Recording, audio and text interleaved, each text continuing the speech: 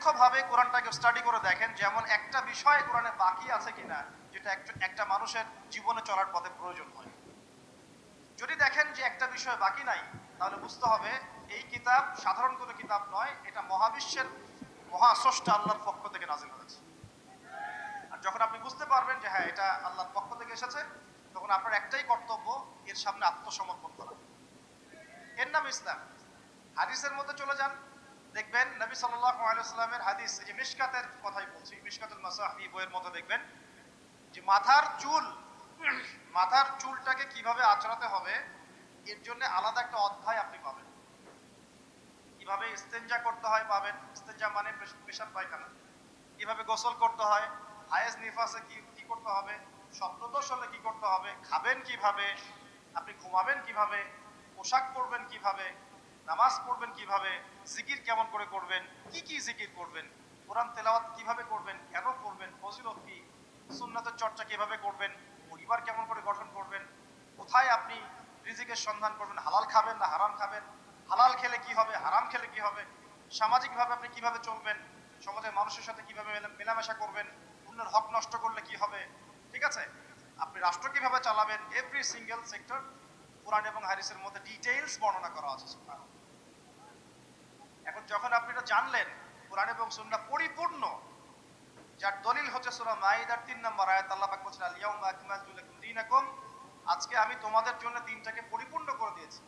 ওয়া আতমামতু আলাইকুম নি'মাতি, তোমাদের উপর আমার নিয়ামতকে পূর্ণতা দিয়েছি। ওয়া রাদিতু লাকুমুল ইসলাম দীনান, এবং তোমাদের জন্য দ্বীন ইসলামকে মনোনীত করে আমি আল্লাহ সন্তুষ্ট হয়ে গেছি। বলেন সুবহানাল্লাহ। আর এই আয়াতটা নাজিল হয়েছে বিদায় হজের ভাষণের সময়। বিদায় হজ কখন হয়েছে? 23 বছর পর, যখন নবী সাল্লাল্লাহু আলাইহি ওয়াসাল্লাম দীর্ঘ 23 বছর দাওয়াতি কাজের মধ্য দিয়ে দিনটাকে পরিপূর্ণতা প্রদর্শন করেছেন, প্রতিষ্ঠা করেছেন, তারপর এই আয়াত নাযিল হয়েছে। এখন ইসলামে কি সাংস্কৃতিক হেদায়েত নাই? আছে। যদি তাই থাকে তাহলে আমরা কেন এমন সংস্কৃতির চর্চা করব যে সংস্কৃতি আমাদের মধ্যে জেনা ছড়িয়ে দিবে, যে সংস্কৃতি আমাদেরকে নগ্ন মেয়ে আমাদের সামনে উপস্থাপন করছে, যে সংস্কৃতি আমাদের যুব সমাজকে যৌন সুরসুরির দিকে প্রলুব্ধ করছে, আমরা কেন সেই সংস্কৃতির চর্চা করব? আমাদের কাছে কি ইসলামিক সংস্কৃতি নাই? একটু ঠান্ডা মাথায় ভাবেন, সংস্কৃতির কি প্রয়োজন আছে? আপনার কৃষ্টি এবং কালচার মনন, আমরা বলি মন আর মনন, এটা বিশ্বের বুকে আপনি পরিস্ফুটন ঘটাবেন, গোলাপের মতো ফুটে উঠবে মনন। আমাদের কি দাড়ির সুন্নত নাই? আমাদের টাকনুর উপরে কাপড় পরার সুন্নত নাই? আমাদের ঢিলে ঢালা তাকওয়ার পোশাক পরার সুন্নত নেই? আমাদের মা বোনদের পর্দার সুন্নত নাই? আমাদের এই যুব সমাজ যারা তোমরা মানে পশ্চিমা সংস্কৃতি অনুসরণ করছো আর কি, তোমাদের জন্য কি রাসূলুল্লাহ সাল্লাল্লাহু আলাইহি ওয়াসাল্লামের লেবাস এবং পোশাকের কোনো সুন্নত নাই? মিউজিক পছন্দ করেন মনে করেন আপনি, আপনার জন্য কি ইসলামিক নাশিদ নাই? আপনি উৎসব পছন্দ করেন, ইসলামিক উৎসব নাই? আচ্ছা, এর পাশাপাশি এমন উৎসব বা এমন সংস্কৃতির চর্চা করা যাবে যেগুলো কোরআন এবং সুন্নাহর সাথে সাংঘর্ষিক নয়। হতে পারে সেটা দেশীয়, হতে পারে সেটা সামাজিক, হতে পারে সেটা আমাদের দীর্ঘদিন ধরে চলে আসছে চিরায়ত কোনো ট্রেডিশন। সেটার চর্চা অবশ্যই করা যাবে যদি সেখানে এমন কিছু না থাকে যেটা কোরআন সুন্নাহর সাথে সাংঘর্ষিক। যদি সেখানে এমন কিছু থাকে যেটা কোরআন সুন্নাহর সাথে সাংঘর্ষিক, তাহলে কি করা যাবে? এটা সেই যুগ না যেটাতে উমর রাদিয়াল্লাহু আনহুর যুগে আমরা বসে পুরো বিশ্ব শাসন করতাম, সেটা কি এই যুগ? এই যুগ নয়। বরং নবীজি বলেন বাদা আল ইসলামু গরিবান ওয়া সায়াউদু কামা বাদা, ইসলাম শুরু হয়েছিল অপরিচিত ভাবে, গরীব ভাবে, ওয়া সায়াউদু কামা বাদা, এবং আবার শীঘ্রই সে সেই অপরিচিত জায়গায় ফিরে আসবে। অপরিচিত জায়গায় ফিরে আসবে, গরীব জায়গায়। আপনি পরিবারে ইসলাম পালন করতে যান, পরিবারের মধ্যে আপনি গরীব হয়ে যাবেন, অপরিচিত হয়ে যাবেন। সমাজে পালন করতে যান, আমি কোন ইসলামের কথা বলছি? ওই গোলালু মার্কা ইসলাম না, সব তরকারিতেই চলে ওটার কথা বলছি না। যে ইসলাম ফলো করলে আপনার হাতে আগুন ধরে রাখার মতো অবস্থা হয়, ওটা ফলো করেন, সমাজে আপনি বিচ্ছিন্ন হয়ে যাবেন। বিশ্বে পালন করতে যান, দেখবেন আপনাকে কোণঠাসা করে রেখে দিয়েছে। এই হলো অবস্থা, গরীবান। এই অবস্থায় কি হবে? যেটা আপনি বাহ্যিক চোখে দেখছেন, বাস্তবতা এমন নাও হতে পারে। আল্লাহ পাক আমাদেরকে এই সিচুয়েশনটাকে বোঝার তৌফিক দান করুন। আর সিচুয়েশন বুঝতে গেলে বাহ্যিক জ্ঞান যথেষ্ট নয়, ইন্টারনাল কি লাগবে? আল্লাহর বাসিরা এবং নূর এবং মারিফত দরকার আছে। এটা কি জিনিস? এটা আমি আপনাকে আসলে ওই ক খ গ ঘর মতো পড়িয়ে বোঝাতে পারবো না। তবে আমি চেষ্টা করছি, আমার দিকে মনোযোগ দেন। খিদির আলাইহিস সালাম যা দেখছেন মূসা আলাইহিস সালাম কি তাই দেখেছিলেন? আচ্ছা, খিদির আলাইহিস সালাম যে তিনটা ঘটনা ঘটলো, এই তিনটা ক্ষেত্রে খিদির সঠিক ছিলেন না ভুল? তাহলে তিনি এমন কি দেখলেন, কি বুঝলেন, কি শুনলেন যেটা মূসা আলাইহিস সালাম পারলেন না, বুঝলেন না? এটা কি? এটাই হচ্ছে আল্লাহ পাকের বাসীরা বা মারিফত বা দূরদর্শিতা, যেটাকে আমরা আল্লাহ নূর বলি। তিনি আল্লাহ পাকের নূর দিয়ে দেখছেন। এখন আমরা বুঝলাম শেষ জামানায় টিকে থাকতে হলে আমাদেরকে এরকম দৃষ্টিভঙ্গি নিতে হবে, এতটুকু বুঝতে পেরেছি। কিন্তু এই দৃষ্টিভঙ্গি অর্জিত হবে কিভাবে, এই বিষয়টা আমরা বুঝতে পারছি না। পরিবেশটা নষ্ট করেন না। এই দৃষ্টিভঙ্গি অর্জিত হবে কিভাবে, এটা কি জানা দরকার নাই? আচ্ছা, আসুন সেদিকে কথা বলি। প্রথম কথা প্রিয় ভাইয়েরা, এই দৃষ্টিভঙ্গি অর্জন করতে হলে আগে কলব পরিষ্কার করতে হবে। কি করতে হবে? আচ্ছা, এটা কিভাবে হবে? সার্ফ এক্সেল দিয়ে ঘষবেন? আচ্ছা, কলব পরিষ্কার করার জন্য আমি কয়েকটা ফর্মুলা বলে দিই আগে। এটা সবার জন্য। এবং বিশ্বাস করেন, এখন আমরা সমাজে যারা বসবাস করি বেশিরভাগ আমরা মৃত কলব নিয়ে বসবাস করি, বেশিরভাগ। যদি কলব জিন্দাই হতো তাহলে হক বাতিল চিনতে পারতাম না।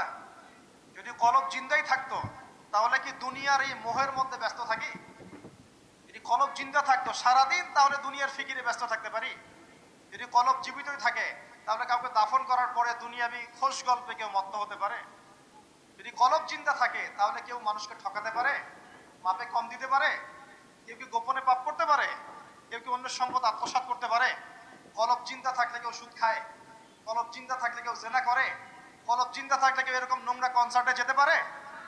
অতএব বুঝতে পারছি এইসব পরিস্থিতি দেখে যে আমাদের বেশিরভাগের কলব কি? মৃত, নিঃসন্দেহে মৃত, কোনো সন্দেহ নাই। নবী সাল্লাল্লাহু আলাইহি ওয়াসাল্লাম বলছেন, যখন আদম সন্তান একটা পাপ করে তখন কলবের মধ্যে একটা স্পট বা দাগ পড়ে, কালো একটা স্পট বা দাগ পড়ে। আবার যদি গুনাহ করে আবার স্পট পড়ে, আবার দাগ পড়ে, আবার গুনাহ করে আবার স্পট পড়ে।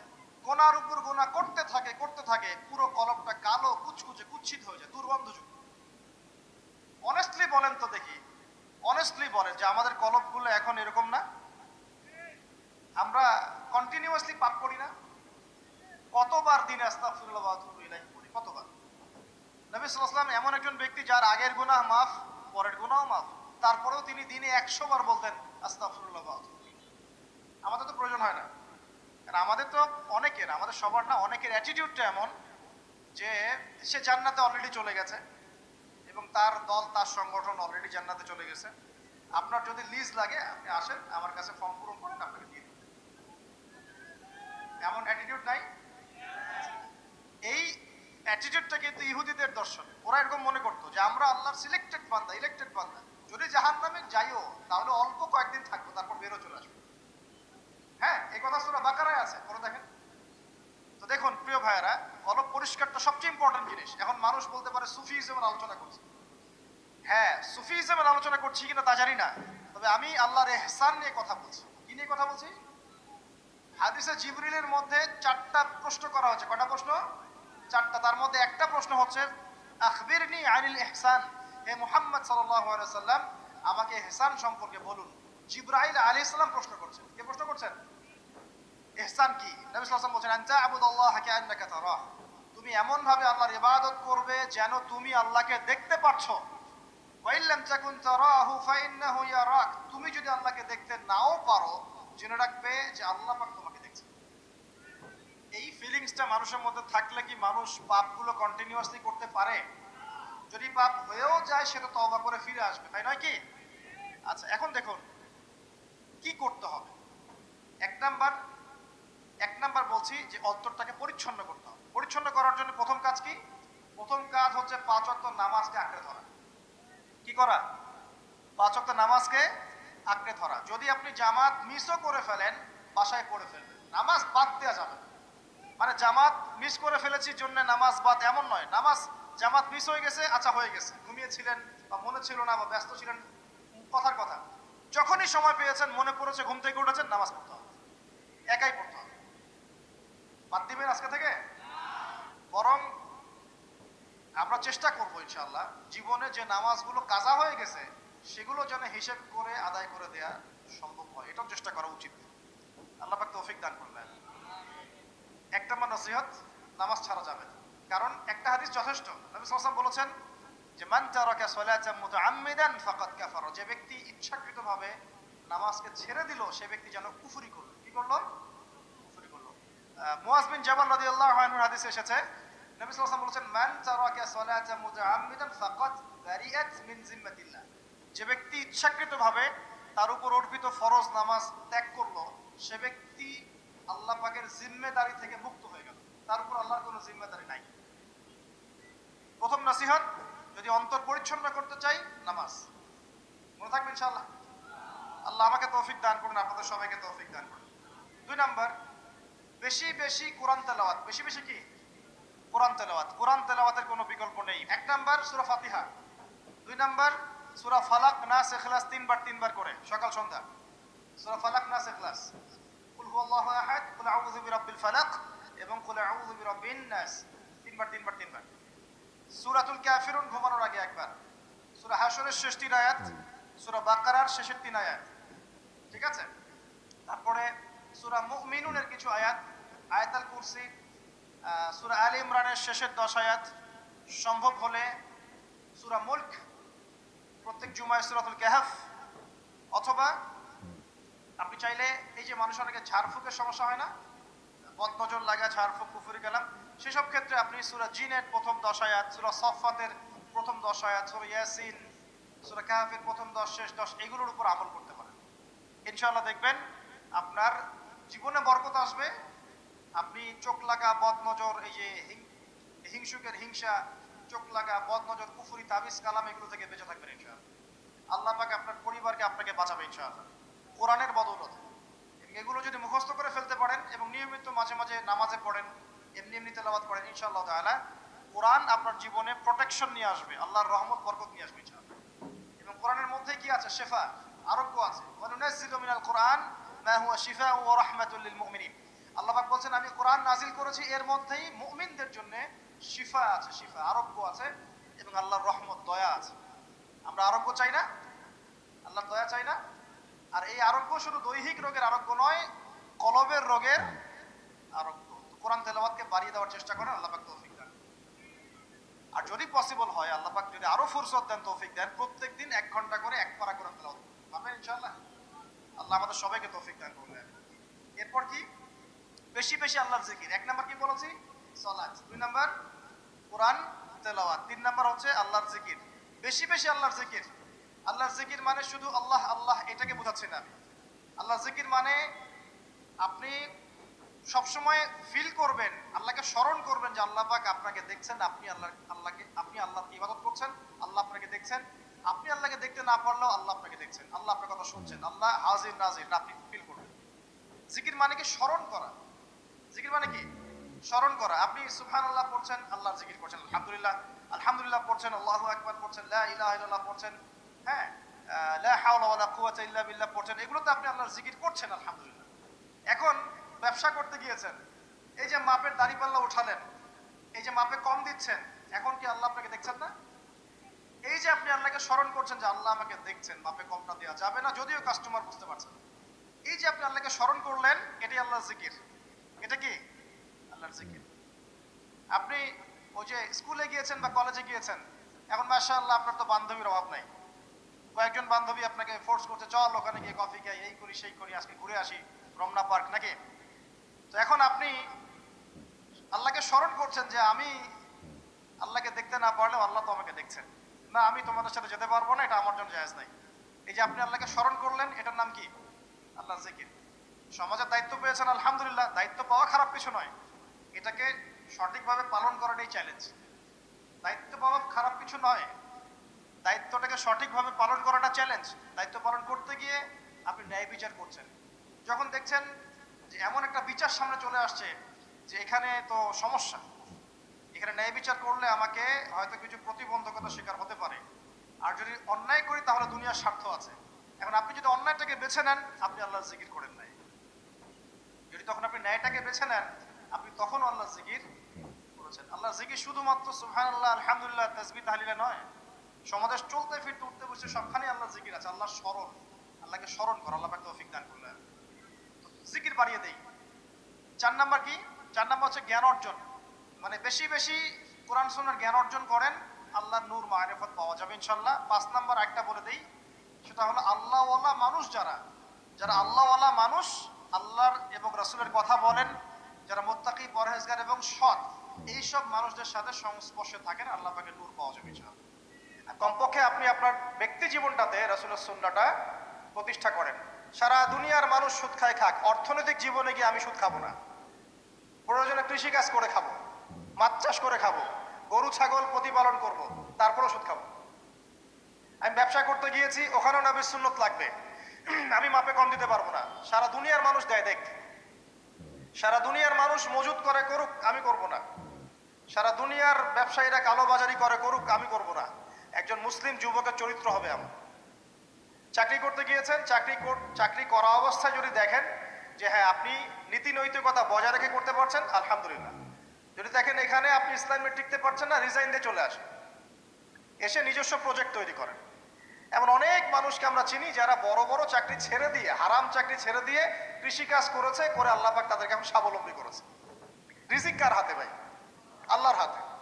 আর কোরআনে কিন্তু বেশি থেকে বেশি কৃষিভিত্তিক অর্থনীতির কথাই বলা হচ্ছে। দেখবেন কোরআন পড়ে দেখবেন বেশি থেকে বেশি কৃষিভিত্তিক অর্থনীতির কথাই বলা হচ্ছে এবং ব্যবসার কথা বলা হচ্ছে। এর মানে এই না আপনি চাকরি করতে পারবেন না, পারবেন। যদি আপনি চাকরি করা অবস্থায় কোরআন সুন্নাহ ফলো করতে পারেন, আলহামদুলিল্লাহ।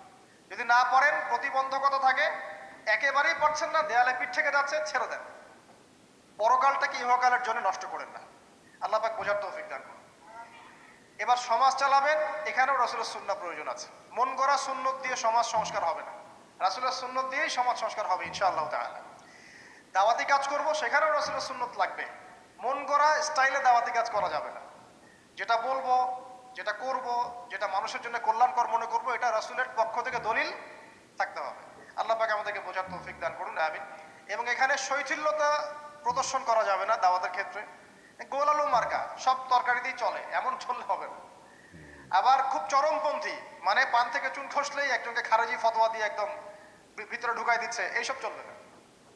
মধ্যমপন্থী তরিকা লাগবে। কাযালিকা জাআলনাকুম উম্মাতান ওয়াসাতা, আল্লাহ পাক বলছেন এভাবেই আমি তোমাদেরকে মধ্যমপন্থী উম্মত করেছি। মধ্যমপন্থী উম্মত, যারা শৈথিল্যতা প্রদর্শন করবে না, আবার চরমপন্থীও হবে না। চরমপন্থায় কি কোনো লাভ হয়? চরমপন্থায় কি ইসলামের উল্টা ক্ষতি হচ্ছে? আবার শৈথিলতাবাদী ওই আকীদায় চলে গেলে সমস্যা। তখন দেখা যাবে হারাম হালাল সব গুলায় ফেলছেন, আর একটা গোলালু মার্কা কনসেপ্ট নিয়ে কবরে যাওয়া লাগতেছে। আল্লাহ পাক বোঝার তৌফিক দান করুন, আমিন।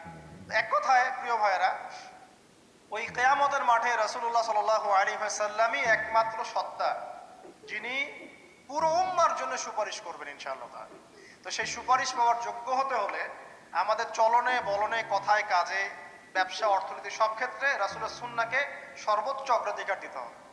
অনেক আদর্শের কথা আমরা বলি, সবচেয়ে সেরা আদর্শ মুহাম্মদ সাল্লাল্লাহু আলাইহি ওয়াসাল্লাম। তার আদর্শের উপরে কোনো আদর্শ নাই।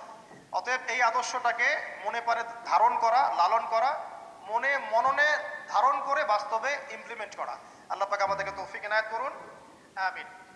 তো প্রিয় ভাইরা, কিয়ামতের মাঠ সম্পর্কে অনেক ভয়াবহ চিত্র আছে, আজকে আমি সেটা বলার সুযোগ পাচ্ছি না। এতটুকু বলবো, এটা হচ্ছে ন্যায় বিচারের মাঠ। এখানে যাররা পরিমাণ বান্দার হক নষ্ট করে পার পাওয়া যাবে না। আল্লাহ পাকের সাথে জড়িত হাজারটা পাপ থাকলেও আল্লাহ পাক মাফ করতে পারেন, ঠিক আছে, কিন্তু বান্দার সাথে জড়িত হক থাকলে বান্দার কাছেই ক্ষমা নিতে হবে। আর একটা পাপ নিয়ে কবরে যাওয়া যাবে না, একটা পাপ। সেটা কি? সেটা হলো শিরকের পাপ। শিরিকের পাপ নিয়ে কবরে যাওয়া যাবে না। বেঁচে থাকতেই শিরিকের সাথে সম্পৃক্ত যত আকীদা আমল আছে তওবা করতে হবে, ছাড়তে হবে। আল্লাহ রাব্বুল আলামিন আমাদেরকে শিরিক এবং কুফর থেকে হেফাজত করুন, আমিন। আল্লাহ পাক এর পরের আয়াতে বলছেন ওয়া শাহিদিন ওয়া মাশহুদ। একটা চমৎকার ঘটনা আসবে সামনে ইনশাআল্লাহ, মনোযোগ ধরে রাখেন। আল্লাহ বলছেন ওয়া শাহিদিন ওয়া মাশহুদ, আমি আল্লাহ কসম করছি শাহেদের এবং মাশহুদের। শাহেদ কি? তাফসীরের কিতাবে এসেছে শাহেদ মানে হচ্ছে জুমার দিন। কোন দিন? জুমার দিন। এই যে দেখেন, জুমার দিনে মুসলিমদের একটা কাজ কমন, সেটা হলো গোশতের দোকানে দাঁড়িয়ে গরুর গোশত কেনা। সকাল সকাল দেখবেন জুমার দিনে হাজির কসাইয়ের দোকানে, আজকে জুমার দিন গরু খাইতেই হবে। নাকি ভাই? কথাটা কি ঠিক না ঠিক? দেখবেন শহরের যতগুলো কসাইখানা আছে সকাল সকাল হাজির, জুমার দিন গোশত খাইতে হয়। অথচ জুমার দিনটা এত ইম্পর্টেন্ট, এই দিনে দোয়া কবুল হয়। যে কোনো দোয়া আল্লাহর কাছে চাবেন কবুল হবে। এই দিনে সূরা কাহাফ পড়তে হয়, এই দিনে তাড়াতাড়ি মসজিদে আসতে হয়, গোসল করে সুগন্ধি মেখে সুন্দর কাপড় পরে ইমামের কাছাকাছি এসে বসতে হয়। তাহলে প্রত্যেক কদমে 1 বছরের রোজা, 1 বছরের তাহাজ্জুদের নেকি হয়। তো জুমার দিন খুবই ইম্পর্টেন্ট। দেখবেন জুমার দিনে কি করে, গরুর গোশত খাবে, খাওয়াই লাগবে, মুরগি খাওয়া তো যাবেই না, সবজি খাওয়া যাবেই না, ঠিক আছে। তারপরে স্ত্রী সন্তান বউ বাচ্চাকে নিয়ে সকাল সকাল বের হয়ে চলে গেলাম, সারা বিকেল ঘুরতেছি, রাত্রে ঘুরতেছি, সন্ধ্যায় ঘুরতেছি। মানে ওই দিনটা দেখবেন গান বাজনা, পার্টি, এই বিয়ের অনুষ্ঠান, এই জন্মদিন, এই ওরিয়েন্টেশন, এই অমুক তমুক সব জুমার দিনে। অথচ জুমার দিনটাকে আল্লাহ পাক দিয়েছেন ও শাহিদ, সাক্ষ্যদাতা, মানে জুমার দিন আপনাকে সাক্ষী দিবে। আপনি এই দিন কি করেছেন? জুমার দিনের কাজগুলো পড়ে নেবেন বই থেকে। আল্লাহ পাক তৌফিক দান করুন, আমিন। ওয়া মাশহুদ, এবং মাশহুদের কসম করছি। মাশহুদ কি? মাশহুদ মানে আরাফার দিন। কোন দিন? আরাফার দিন। এটা কোন দিন? যুব সমাজকে জিজ্ঞাসা করেন, বলতে পারবে না আরাফার দিন কোন দিন। এখনকার তরুণ প্রজন্ম দেখেন আরাফার দিন কোন দিন বলতে পারবে না। জিজ্ঞাসা করেন পর্যায় সারণীতে ওই যে মৌলের নাম হাইড্রোজেন থেকে একদম শেষ পর সব বলে দিবে, পারমাণবিক ভর, পারমাণবিক সংখ্যা সব বলে দিবে। ফিজিক্সের প্রশ্নগুলো জিজ্ঞাসা করেন সব বলে দিবে। যে হায়ার ম্যাথ আছে, হায়ার ম্যাথের প্রশ্ন বলে দিবে। বায়োলজির যে কঠিন কঠিন বৈজ্ঞানিক নামগুলো আছে না, ব্যাঙের বৈজ্ঞানিক নাম, অমুকের তমুকের, মানুষ সব বলে দিবে। বলেন মাশহুদ কাকে বলে? ওয়া শাহিদি ওয়া মাশহুদ, আয়াতটা শুনেছো কখনো? বলবে শুনি নাই। এই হলো অবস্থা, শিক্ষা সিস্টেমের এই হলো অবস্থা।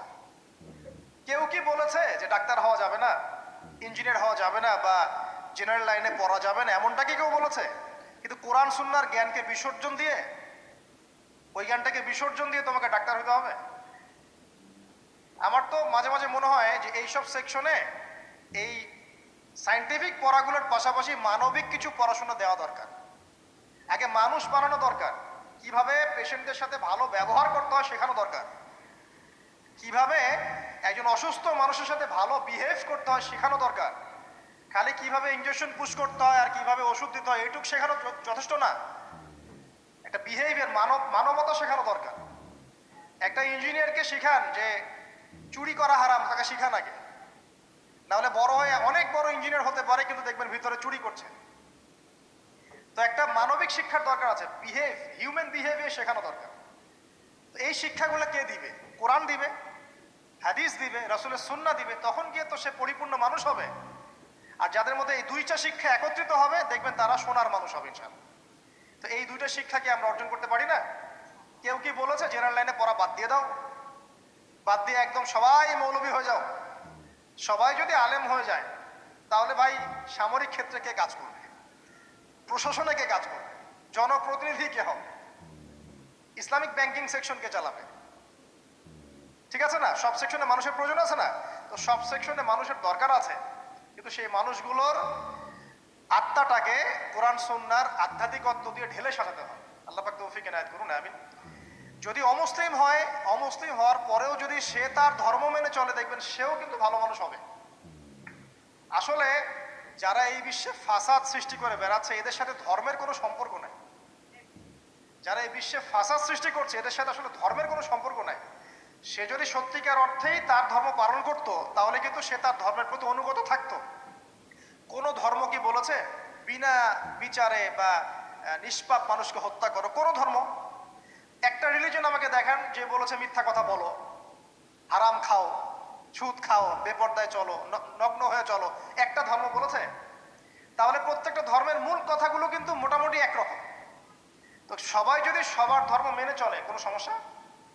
এরপরে যে পড়াশোনা করে দেখবে যে হ্যাঁ ইসলামই চূড়ান্ত রিলিজন, এর মধ্যে সমস্ত বিষয়ের সমাধান আছে, এটা ফাইনাল টেস্টিমেন্ট, তখন সে মুহাম্মদ সাল্লাল্লাহু আলাইহি ওয়াসাল্লামের আনুগত্য করবে, সাক্ষ্য দিবে আশহাদু আল্লা ইলাহা ইল্লাল্লাহ ওয়া আন্না মুহাম্মাদান আবদুহু ওয়া রাসূলুহু, মুসলিম হয়ে যাবে ইনশাআল্লাহ।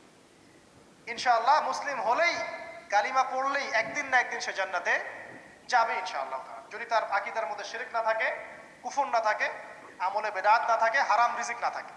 আল্লাহ পাক আমাদেরকে পরিপূর্ণ মুসলিম হওয়ার তৌফিক এনায়েত করুন, আমিন। এই যে মাশহুদ বলছিলাম আরাফার দিন, আরাফার দিন নিয়ে আমার স্বতন্ত্র একটা লেকচার আছে, ওইটা দেখে নিয়ে।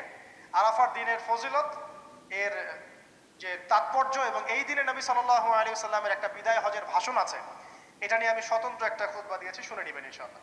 আর বাসায় গিয়ে অবশ্যই আর রাহিকুল মাকতুম বইটা পড়বেন, এখানে সমস্ত বিষয়গুলো লেখা আছে। এই তিনটা কসম, পুরো মহাবিশ্বের কসম, তারপরে হচ্ছে কিসের, কিয়ামত দিবসের কসম, আর এই যে জুমা এবং আরাফার দিবসের কসম। কসমগুলো কি বড় বড় না ছোট ছোট?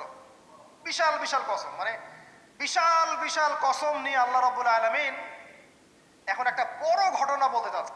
সিকোয়েন্সটা দেখেন, বড় বড় কিছু কসম আল্লাহ করলেন, মহাবিশ্বের কসম, বিশাল বিশাল নক্ষত্রের কসম, ঠিক আছে, জুমার দিন বড় দিন, আরাফার দিন বিশাল দিন, এবং কিয়ামতের দিন একটা ভয়াবহ বিশাল দিন। এই সমস্ত বিশাল বিশাল বিষয়গুলোর কসম করে আল্লাহ পাক বলছেন কুতিলা আসহাবুল উখদুদ। কি কথা? কুতিলা আসহাবুল উখদুদ। আসহাবুল উখদুদ ধ্বংস হয়েছে। কে আসহাবুল উখদুদ? সামনে যাই, মজার একটা ঘটনা আসবে। আন-নারি যাতিল ওয়াকুদ, যখন আগুন দাউ দাউ করে জ্বলছিল, আসহাবুল উখদুদ ধ্বংস হয়ে গেছে যখন আগুন দাউ দাউ করে জ্বলছিল। ইয হুম আলাইহা কুউদ, এবং আসহাবুল উখদুদের লোকরা এই আগুনের কুণ্ডলীর চারপাশে বসেছিল। মনে করেন এখানে বিশাল একটা আগুন জ্বালিয়ে রাখা হয়েছে, এখানে দাউ দাউ করে আগুন জ্বলছে, আর কিছু মানুষ তার চারপাশে বড় বড় কুরসিতে চেয়ারে হেলান দিয়ে বসে মজা উপভোগ করছে।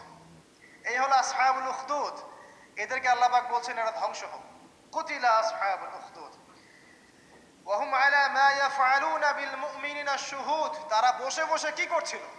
তারা বসে বসে দেখছিল যে মুমিন মুসলিমদের সাথে কি নির্যাতন করা হচ্ছে। মুমিন মুসলিমদের সাথে ওই আগুনের মধ্যে যা নির্যাতন করা হচ্ছিল, ওরা চারপাশে বসে বসে এটা অবলোকন করছিল, হাসছিল, মজা নিচ্ছিল। এই আসহাবুল উখদুদরা ধ্বংস হোক। ওয়ামা নাকামু মিনহুম ইল্লা আন ইউমিনু বিল্লাহিল আজিজিল হামিদ। আল্লাহ পাক বলছেন ওই মুমিনদের কোনো দোষ ছিল না যে মুমিনদেরকে ওই অগ্নিকুণ্ডে পুড়িয়ে মারা হচ্ছিল এবং চারপাশে কিছু মানুষ জড়ো হয়ে দেখছিল, মজা নিচ্ছিল। আসহাবুল উখদুদ, ওই মুমিনদের কোনো দোষ ছিল না, শুধু একটা অপরাধ তাদের দৃষ্টিতে। কি সেটা? যে এই মুমিনরা এক আল্লাহর প্রতি ঈমান এনেছিল। এই মুমিন হওয়া ছাড়া তাদের কোনো দোষ ছিল না। কথা বুঝতে পারছেন? এবার চলে আসেন এখানে কিভাবে আসলাম। বহুদিন আগের কথা, কত বছর আমরা জানি না।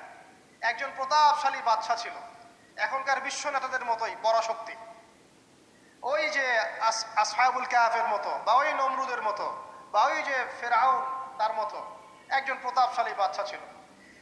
তার অধীনে একজন বড় জাদুকর ছিল। কি ছিল? আচ্ছা, মজা আছে, ভালো করে বোঝেন। একটা বড় জাদুকর ছিল। এখনো কিন্তু বহু কান্ট্রি এই জাদুবিদ্যার চর্চা করে, আপনারা জানেন না। ভিতরে ভিতরে জাদুবিদ্যার চর্চা এখনো চলছে। আর এই জাদু সত্য, জাদু সত্য, চোখের বদনজরও সত্য। সায়েন্স বিশ্বাস করুক না করুক, এগুলো সত্য। কারণ কোরআন বলেছে সত্য, ব্যাস সত্য। জিন সত্য নাকি মিথ্যা? ফেরেশতা সত্য না মিথ্যা? কবরের আযাব সত্য না মিথ্যা?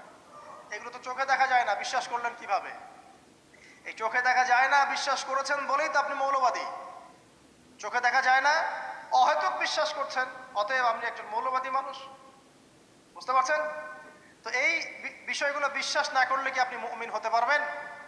আচ্ছা, কবরের আযাব সত্য না মিথ্যা আমরা বিশ্বাস করেছি, তোমরা মরার পরে বিশ্বাস করো। আমরা মরার আগেই বিশ্বাস করেছি, তোমরা মরার পরে বিশ্বাস করো।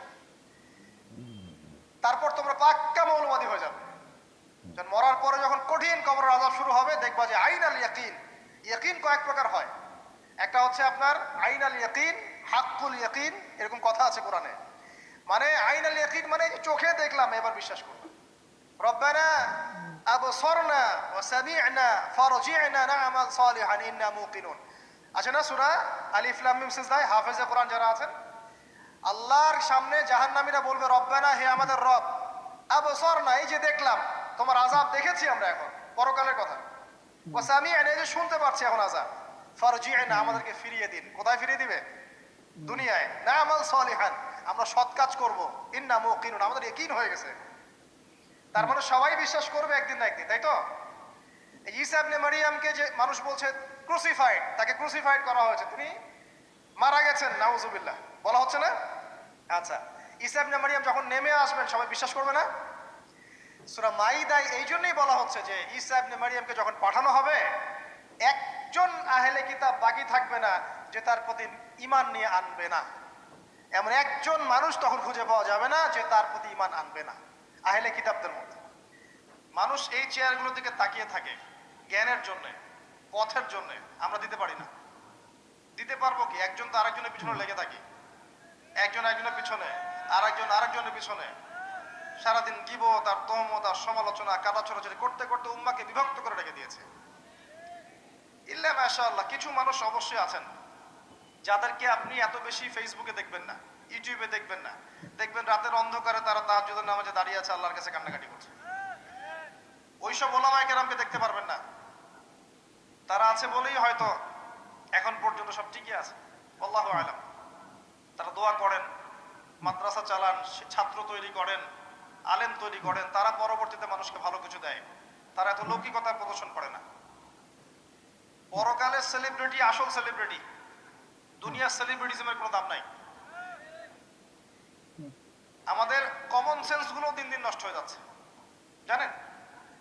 আমাদের কমন সেন্স গুলো কমে যাচ্ছে। দেখবেন দেখবেন আপনার বাড়ির পাশে জোরে গান বাজছে, আপনি গিয়ে বলবেন ভাই একটু কমায় দেন, আরো জোরে বাড়াই দিবেন।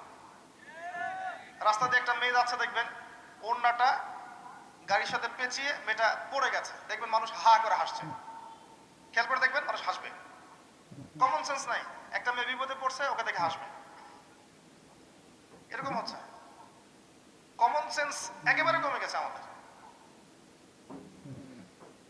দেখবেন মুসলিমরা ইবাদত করে, করতে গিয়ে আবার দেখবেন এমন কিছুর সেজদা করছে যার নিজেরই পরকালে ঠিক নাই। প্রকৃতি পূজা শুরু করছে মুসলিমরা, এখন জড়বস্তুর পূজা শুরু করছে মুসলিমরা। মুসলিমরা নিজেদের ধর্মের দায়িত্ব এমন কিছু মানুষের হাতে অর্পণ করেছে যে মানুষগুলো ধর্ম বোঝে না। কমন সেন্স নষ্ট হয়ে গেছে। ওয়াজ মাহফিলের সিজনে এসে দেখলাম ওয়াজ মাহফিলের নামে যা হচ্ছে, মানে এগুলোর কিছু কিছু খণ্ডচিত্র যদি বলতাম তাহলে বুঝতেন যে আসলে অবস্থা কেন এরকম। একটা কারণেই বলবো না, কারণ নিজের ঘরের কথা মানুষকে বলতে নেই। এখানে এই চেয়ারগুলোতে যতক্ষণ এমন কিছু মানুষ না বসবেন যাদের কথা এবং কাজে মিল আছে, যাদের অন্তরটা পরিশুদ্ধ পবিত্র, যারা শুধুমাত্র আল্লাহর সন্তুষ্টির জন্য আল্লাহর দ্বীনের খেদমত করতে চান, যতক্ষণ পর্যন্ত এই মানুষগুলো এই চেয়ারগুলোতে না বসবে ততক্ষণ পর্যন্ত এই কথাগুলো মানুষের কলবে তাসির করবে না। প্রচুর কথা শুনেছেন সারা জীবনে, কতগুলো কথা আপনার কলিজে আঘাত করেছে এটা খেয়াল করবেন। এক রাত মাহফিল করলাম, বাসায় গিয়ে চলে গেলাম, ঘুমিয়ে গেলাম, বাকি দিনগুলো নর্মাল স্বাভাবিকভাবে যাচ্ছে। এটাই যদি হয়ে থাকে তাহলে এই মাহফিলের উদ্দেশ্য সফল হবে না। একটা কনস্ট্রাকটিভ বিষয় জানবেন, বুঝবেন, এটা আপনার জীবনে প্রভাব বিস্তার করবে, এটা আপনি আরো 10 জনকে বলবেন, প্রচার করবেন, প্রসার করবেন, তখন গিয়ে এটা সার্থকতা লাভ করবে। আমার অভিজ্ঞতায় গাড়ি থেকে নামবো বা একজন নামবে, সেখানে একটা আই ওয়াশ, সেখানে একটা শোডাউন। নামছি আমি, শোডাউন, চারপাশে 10 জন ক্যামেরা নিয়ে দাঁড়িয়ে থাকবে, মানে কি একটা অবস্থা। মানে মনে হয় জান্নাত থেকে একজন জান্নাতের সার্টিফিকেট প্রাপ্ত মানুষ নেমে আসছে। এত লৌকিকতার কি দরকার আছে? এত ফটো সেশন কেন করতে হবে? হেঁটে হেঁটে আসবে, মানুষের ঠেলায় আসা যাচ্ছে না। কি সে, তাকে নিয়ে এত ব্যস্ত হওয়ার কি আছে? তিনি আসবেন আল্লাহর জন্য বিনয়ের সাথে হেঁটে আপনাকে 2টা কথা শোনাবেন দিনের, সিম্পল। তিনি কি ভোট চাইতে আসছেন? তাহলে দেখবেন তারপরে ওয়াজ করা শেষ, ওয়াজও মাশাআল্লাহ দেখবেন আগা মাথা কিছু নাই, কনস্ট্রাকটিভ কোনো কথা নাই, কেচ্ছা কাহিনী বয়ান, যার কোনো দলিল নাই, যার কোনো ভিত্তি নাই। মাঝে মাঝে একটু রঙ্গ তামাশা করবে, অঙ্গভঙ্গি করবে, একটু গান টান গিয়ে শোনাবে, এখন এগুলো চলছে। আর মানুষ তো ইস্যু পাগল এবং ফ্যান্টাসি পাগল, মজা নিতে পছন্দ করে বাঙালি, এটা থেকে মজা পাবে। যা ওয়াজের টাকা উসুল হয়েছে আমার। তারপরে দেখবেন যদি কিছু কথা বলেও থাকে, এর বিরুদ্ধে 10টা কথা, ওর বিরুদ্ধে 20টা, এর গীবত 10টা, ওর গীবত 20টা, এর মাঝখানে 2-1টা কোরআন হাদিসের আয়াত শুনিয়ে দিল সুর করে, মানুষ মনে করলো মাশাআল্লাহ অনেক সুন্দর ওয়াজ হয়ে গেছে। ওয়াজও শেষ, সবাই গোল করে তাকে ঘিরে ধরে সেলফি, সেলফি স্ট্রং, একদম ঝড় হচ্ছে। কি শিখলেন ওয়াজে তাহলে? সে হাত নাড়াতে নাড়াতে গাড়িতে উঠে চলে গেল। গাড়িতে উঠে যাওয়ার আগে এবার টাকা নিয়ে কেচাল, টাকা নিয়ে কেচাল, অ্যাডভান্স আর ইয়েটা মেলে নাই, ব্যাস ওখানে একটা সিন ক্রিয়েট হচ্ছে। তারপর দেখা যাবে আয়োজক করেছে এমন মানুষ যারা ওদের উদ্দেশ্য সার্থক হয়ে গেছে, মাহফিল শেষ, হুজুরের আর কোনো খবর নাই, সে এবার নিজের টাকায় গাড়ি ঠেলে বাসা নিয়ে যাচ্ছে।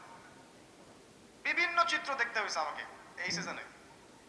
অল্প কিছু কথা বল, মানে ভিতরটা এত নোংরা হয়ে গেছে আমাদের, এই কারণে বাইরের অবস্থা এমন হচ্ছে। আমি একটা কথাই বলবো আজকে বাজে, একটা টপিকে কথা বলবো শুধু, সেটা হচ্ছে আলাইকুম আনফুসাকুম, নিজের নফসকে ঠিক করেন, আত্মশুদ্ধি অর্জন করেন, নিজে ঠিক হন, বাকি সব ঠিক হয়ে যাবে ইনশাআল্লাহ। আমি এটা আমাকে বলছি আগে, এরপর আপনাদেরকে বলছি। আল্লাহ পাক বক্তা শ্রোতা উভয়কে আমল করার তৌফিক দান করুন। শুধু নিজে চিন্তা করেন, অনেক বড় চিন্তা আপাতত বাদ দেন, জাস্ট নিজেকে নিয়ে ভাবেন, আপনার আত্মাটাকে পরিশুদ্ধ করেন, সব ঠিক হয়ে যাবে ইনশাআল্লাহ। একটা আত্মা যদি পরিশুদ্ধ হয়, তার মানে এই আত্মা দিয়ে আর কোনো দুর্গন্ধ ছড়াবে না। আর একটা একটা করে আত্মা অপবিত্র হতে হতে সমাজটা দুর্গন্ধময় হয়েছে। কি জিনিস? আপনার দেহটাই শুধু দেহ নয়, এর সাথে একটা আত্মা আছে। আত্মা আসলো কোথা থেকে? রুহের জগৎ থেকে। এই জায়গাটা ভালো করে বোঝেন, আত্মা কোথা থেকে আসলো? রুহের জগৎ থেকে। এটা কোথায়? আলামে আরওয়াহ, যেখানে আমাদের আত্মাগুলোকে রাখা ছিল।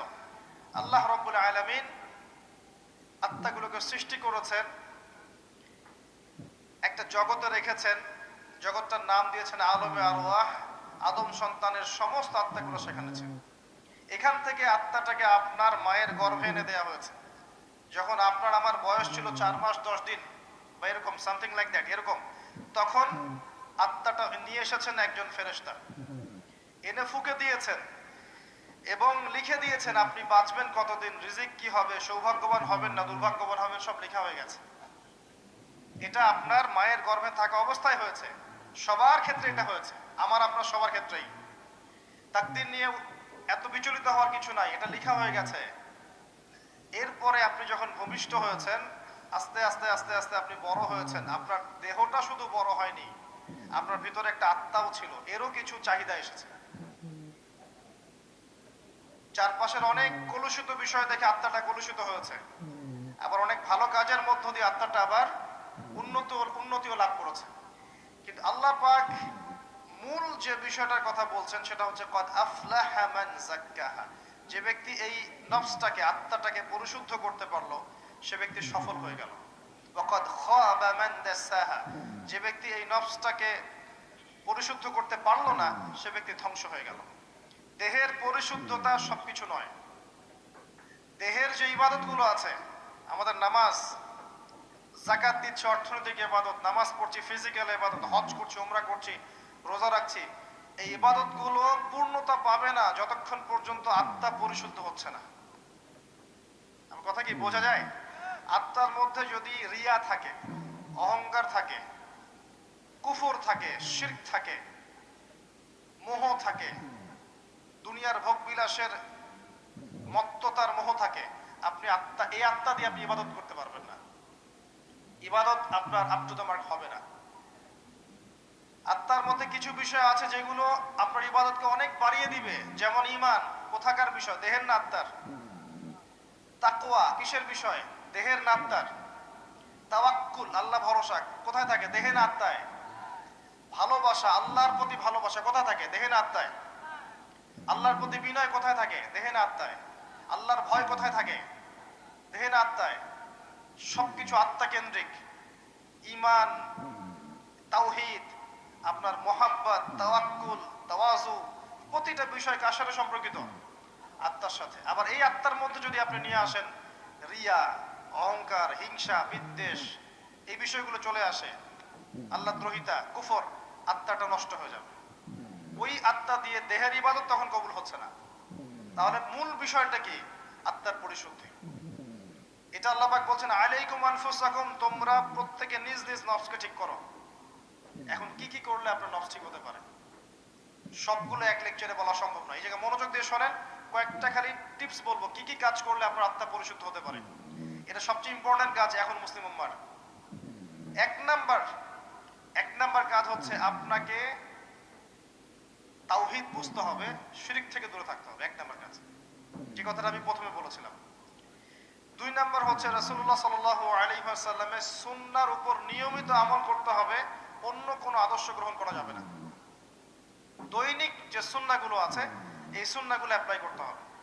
আমি প্রফেটিক লাইফস্টাইল নিয়ে আরো লেকচার দিয়েছি, ওখানে পাবেন। ঘুমানো থেকে শুরু করে একদম সকাল থেকে রাত পুরো জীবনটাকে আপনি কিভাবে সুন্নাহ মাফিক কাটাতে পারেন এই বিষয়ে অনেক লেকচারও আছে, বইপত্র আছে, পড়ে নেবেন। আজকে ওই দিকে আমি কথা বলছি না। এতটুকু বলবো, প্রতিটা কাজ মুহাম্মদ সাল্লাল্লাহু আলাইহি ওয়াসাল্লামের সুন্নাহ মাফিক করলে পরে আপনার পুরো জীবনটাই হবে ইবাদত। এই জন্য আল্লাহ পাক আপনাকে সৃষ্টি করেছেন, ওয়ামা খালাকতুল জিন্না ওয়াল ইনসা ইল্লা লিয়াবুদুন। এটাই হচ্ছে সেই আয়াতের ব্যাখ্যা। আর আমরা আল্লাহর ভালোবাসা পেতে চাইলে তার রাসূলকে অনুসরণ করতেই হবে, আদারওয়াইজ অন্য কোনো ভাবে আমরা তার ভালোবাসা পাবো না। যদি কেউ মুহাম্মদ সাল্লাল্লাহু আলাইহি ওয়াসাল্লামকে বাদ দিয়ে অন্য আদর্শ গ্রহণ করে, সে তার হাত কামড় দিবে, কিয়ামতের মাঠে আক্ষেপ করতে থাকবে, ইয়া লাইতানি ইত্তাখাযতু মা রাসূলি সাবিলা। সে বলবে ইয়া ওয়াইলাতা লাইতানি লাম আত্তাখিয ফুলানান খলিলা, সেই কথা বলবে। এটা দুই নাম্বার। তিন নাম্বার হচ্ছে কোরআন এবং সুন্নাহ এমন মানুষের কাছে গিয়ে শেখা, এটা বেশি ইম্পর্টেন্ট। প্রথমে তাওহীদ, তারপর সুন্নাত, এরপর হচ্ছে সোহবত।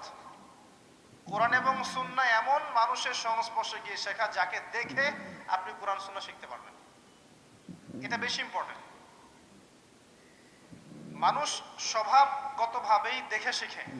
সাহাবায়ে কেরাম রাদিয়াল্লাহু আনহুম আজমাইন তারা কিন্তু বই পড়ে ইসলাম শেখেন নাই। আমার কথা বুঝতে পারছেন? আল্লাহর রাসূল কিন্তু সূরা একটা কাগজে লিখে দিয়ে বলেননি বাসায় গিয়ে পড়ে শিখে নিও, এই হাদিসগুলো পড়ে বাসায় শিখে নিও।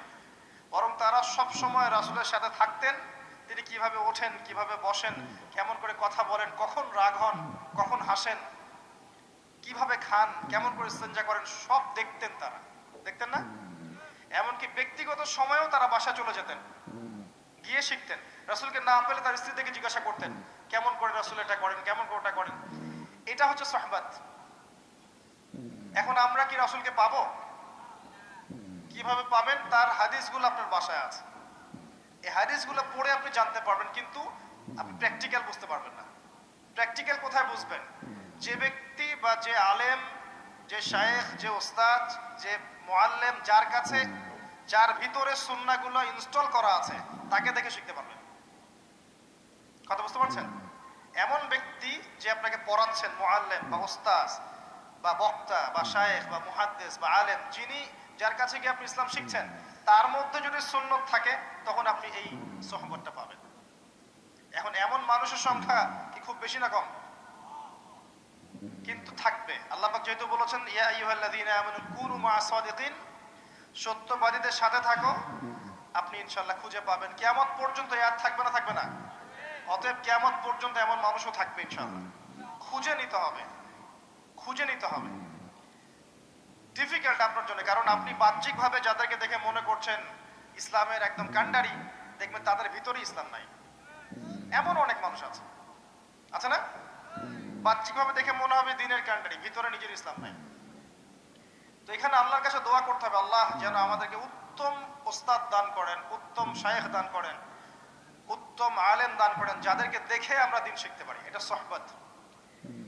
সোহবত ছাড়া আত্মশুদ্ধি হবে না, কারণ আপনার আমার মধ্যে কি ভুল ত্রুটি হচ্ছে এটা তারা ধরিয়ে দিতে পারবে না। এবং অনেক বিষয় সূক্ষ্ম আছে যে আপনি বিনয়ী হচ্ছেন না অহংকারী হচ্ছেন, আপনি গায়রাতওয়ালা হচ্ছেন নাকি নিজের ব্যক্তিত্বকে নষ্ট করছেন, এগুলো তারা ধরতে পারবেন, আপনি পারবেন না। নূর আছে যাদের মধ্যে, আল্লাহর নূর যাদের মধ্যে আছে, তাদেরকে দেখে শিখতে হবে। কিভাবে? ওই মূসা আলাইহিস সালামের মতো। মনে আছে মুসা আলাইহিস সালাম সফর করলেন খিজির আলাইহিস সালামের কাছে যাবেন বলে, তার কাছে জ্ঞান শিখবেন বলে খিজির আলাইহিস সালামের সাথে সফর করে তিনি জ্ঞান শিখলেন।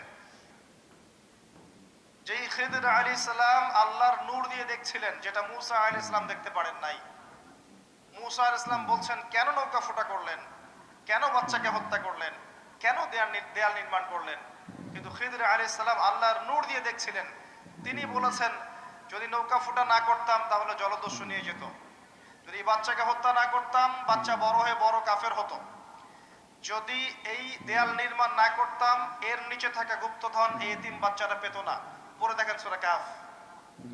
বাহ্যিক চোখ দিয়ে মূসা আলাইহিস সালাম যা দেখেছেন তা সত্য ছিল না, আল্লাহর নূর দিয়ে অন্তর্দৃষ্টি দিয়ে খিজির আলাইহিস সালাম যা দেখেছেন এটা ছিল সত্য। ওইরকম মানুষের কাছে যেতে হবে, তাহলে কি আপনি আত্মশুদ্ধি অর্জন করতে পারবেন। সোহবত ছাড়া হবে না, একা একা হবে না। আর যদি এমন কাউকে না পান তাহলে কি হবে? তাহলে যারা দিনদার মানুষ তাদের কমিউনিটির মধ্যে থাকেন, যারা দুনিয়াদার, দুনিয়া নিয়ে পড়ে আছে, সারাদিন দুনিয়ার ফিকির, এদের সাথে মিশিয়েন না। কথা বুঝতে পারছেন না? দুনিয়াদারদের সাথে বেশি মিশেন না, যারা দিনদার ওদের সাথে মেশেন। যে আপনাকে পরকালে কথা স্মরণ করাবে এর সাথে মেশেন, ইনশাল্লাহ আপনি আল্লাহ নূরের মধ্যে থাকবেন। যত দুনিয়ার ভিতরে ঢুকবেন তত আপনি হারিয়ে যাবেন, দুনিয়ার মধ্যে যত ঢুকবেন তত হারিয়ে যাবেন। আর আমাদের এখনকার চলাফেরার মধ্যে পরিবার, সমাজ, অর্থনীতি, ব্যবসা, মুআমালাত সবখানে দেখবেন দুনিয়ার আলাপ বেশি, খালি দুনিয়া আর দুনিয়া, দুনিয়া আর দুনিয়া, তাই না? খুব কমই হয় মৌতের কথা কতবার আলোচনা করা হয় বলেন দেখি। মৌতের কথা আলোচনা করা হয় কতবার, কবরের আযাব নিয়ে কতবার কথা বলা হয়, কবরের শাস্তি, বারজাখের জীবনের শাস্তি নিয়ে কতবার কথা বলা হয়, কবরের পর যে মিজান, পুলসিরাত, জান্নাত জাহান্নাম আছে এগুলো নিয়ে কত আলোচনা করা হয়। বেশিরভাগ আলোচনা দেখবেন অন্যের গীবত অথবা মুভিজ নিয়ে, সিনেমা নিয়ে, গান নিয়ে, নাটক নিয়ে, পলিটিক্স নিয়ে। পলিটিক্স নিয়ে কথা বলে যে বোঝে না সেও কথা বলে। দেখবেন তরকারিওয়ালা, রিক্সাওয়ালা, ভ্যান চালক সবাই পলিটিক্স নিয়ে কথা বলছে। ও পলিটিক্সের বোঝেটা কি? এটা নিয়ে তারা কথা বলবেন যারা বোঝেন। আমার কথা বলার দরকার নাই, কারণ আমি বুঝি না। ইকোনমিক সেক্টর, ইকোনমিক সেক্টর সবাই বোঝে। যারা ইকোনমিক্সের দক্ষ তারা বুঝবে ইকোনমিক সেক্টর কি, ব্যাংকিং সিস্টেম কি, ওয়ার্ল্ড কারেন্সি কি, ওয়ার্ল্ড অ্যাফেয়ার্স কি হচ্ছে, এগুলো তারা বুঝবেন, তারা কথা বলবেন। দেখা যায় সবাই সব বিষয়ে কথা বলতে চায়। আর সমস্যা বাদে যে ধর্ম ভালো বোঝেন তিনি ধর্মের কথা বলবেন। মানে আমরা আমাদের কথাগুলোকে বেশিরভাগ সময় অহেতুক নষ্ট করি, যেটা বুঝি না সেটা নিয়ে কথা বলি।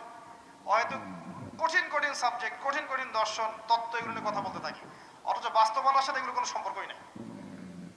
এগুলো আমাদের আত্মাটাকে নষ্ট করছে। আমি একটা লেকচারে বলেছিলাম, আবারও বলছি আপনাদের সামনে, ইবনুল কাইয়ুম রাহিমাহুল্লাহ বলেছেন, উনি একজন বড় আলেম ছিলেন, বড় মুজাদ্দিদ, যার সমপর্যায়ের আলেম এখন খুঁজে পাওয়া দুষ্কর। ইবনে তাইমিয়া রাহিমাহুল্লাহর ছাত্র। তিনি বলেছেন কিছু কিছু হালাল কাজ আছে যেগুলো মানুষের অন্তরকে মেরে ফেলে। কিছু হালাল কাজ আছে যেগুলোর অতিরিক্ততা মানুষের অন্তরকে মেরে ফেলে। যেমন 1 নাম্বার, বেশি কথা বলা। বেশি মানুষের সাথে কথা বলবেন, অন্তর মরে যাবে। 2, মানুষের সাথে বেশি মেশা। বেশি বেশি মানুষের সাথে মিশবেন, আপনি মানুষের দ্বারা প্রভাবিত হবেন। আর বেশিরভাগ মানুষ যেহেতু অজ্ঞ হবে এবং খারাপ হবে, আপনার ভিতরে খারাপই ঢুকে যাবে। 3 নাম্বার, বেশি খাওয়া।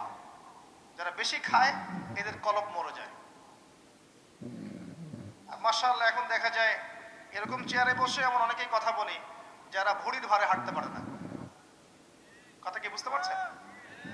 এই চেয়ারে বসা মানুষের তো ভুঁড়ি থাকার কথা না। এটা তো সুন্নত নয়। আমার তো দেহের মধ্যে আমি সুন্নত অ্যাপ্লাই করতে পারি নাই, আমি মানুষকে সুন্নত শেখাবো কি? খাওয়ার সময় গোগ্রাসে খেয়েছি, আমি সুন্নত নষ্ট করেছি, ফিজিক্যাল স্ট্রাকচার নষ্ট হয়ে গেছে। এখানে বসে সুন্নতের বয়ান করছি বিশাল ভুঁড়ি নিয়ে। সুবহানাল্লাহ, এই হচ্ছে বাস্তবতা। তারপর তিনি বলেছেন বেশি ঘুম অন্তর মেরে ফেলবে। আরেকটা কথা বলেছেন বেশি স্ত্রী সহবাস। উনি বলেছেন স্ত্রী হালাল, কিন্তু বেশি করতে গেলে অন্তর মরে যাবে। এই কাজগুলো বেশি বেশি করলে কলব মরে যায়। সেক্ষেত্রে আমাদেরকে দেখেন আমরা এগুলোতে বেশি ব্যস্ত আছি। আত্মশুদ্ধি অর্জন হবে আপনার আল্লাহওয়ালা মানুষের সোহবতে থাকলে। আল্লাহওয়ালা মানুষ ছাড়া অন্য কারো সোহবতে গেলে আপনি দুনিয়াতে ডুবে যাবেন, কারণ তারা পরকাল কেন্দ্রিক কথাবার্তা বলবেন, আপনাকে আল্লাহর দিকে নিয়ে যাবে না। প্রতিটা বৈঠক আজকে থেকে একটা নিয়াত করেন, আজকের পরে যে বৈঠকেই বসবেন অন্তত একবার আল্লাহর কথা আলোচনা করবেন, একবার রাসূলের প্রতি দরুদ পড়বেন। করা যাবে?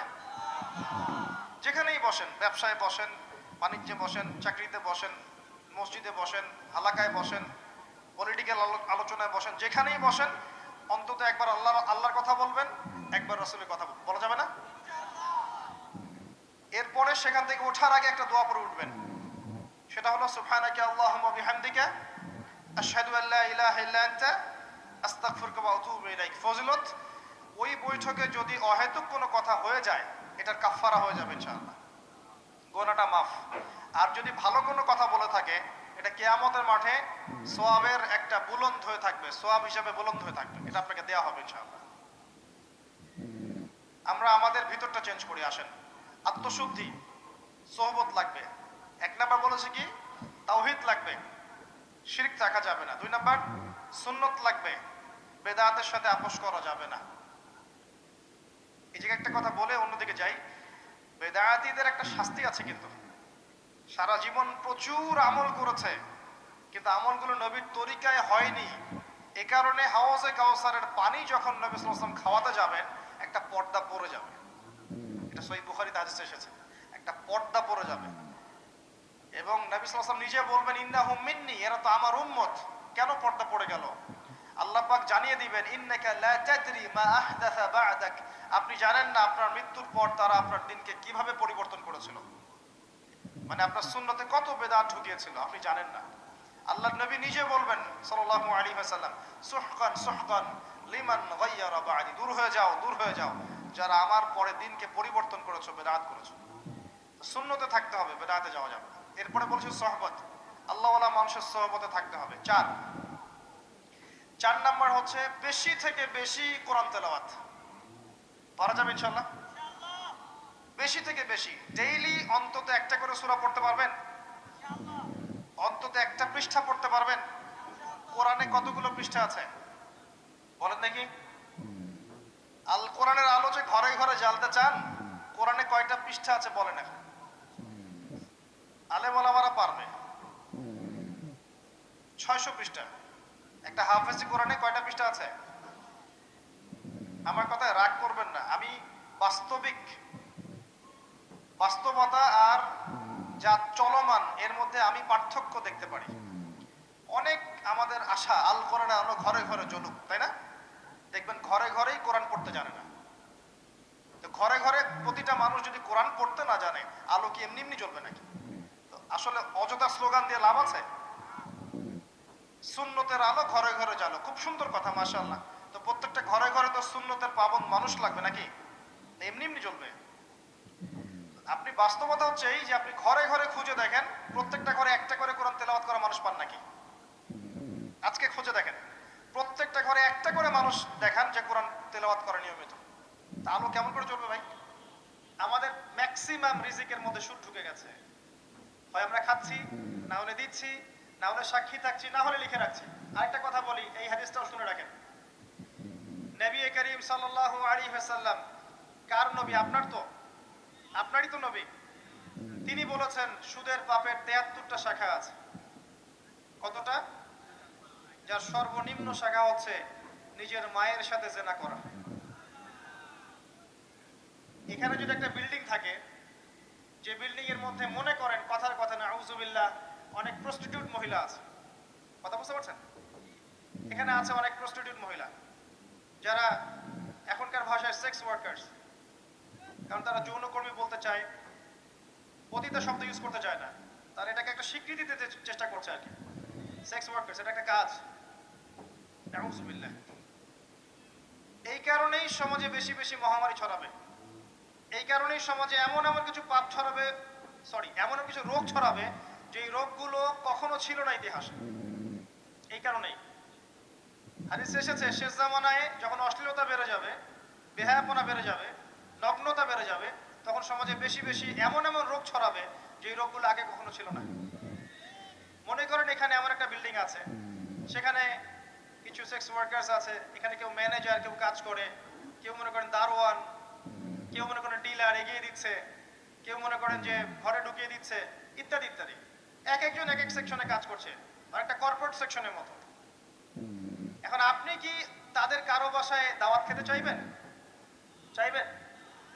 আপনি কি তাদের কারো উপার্জন খেতে চাইবেন? যদি এমন হয় এখানে সব সেক্স ওয়ার্কার্স নয়, সবাই আমাদের মা, নাউজুবিল্লাহ। শব্দটা প্রয়োগ করলাম আঘাত করার জন্য, কারণ নবীজি বলেছেন মায়ের কথা।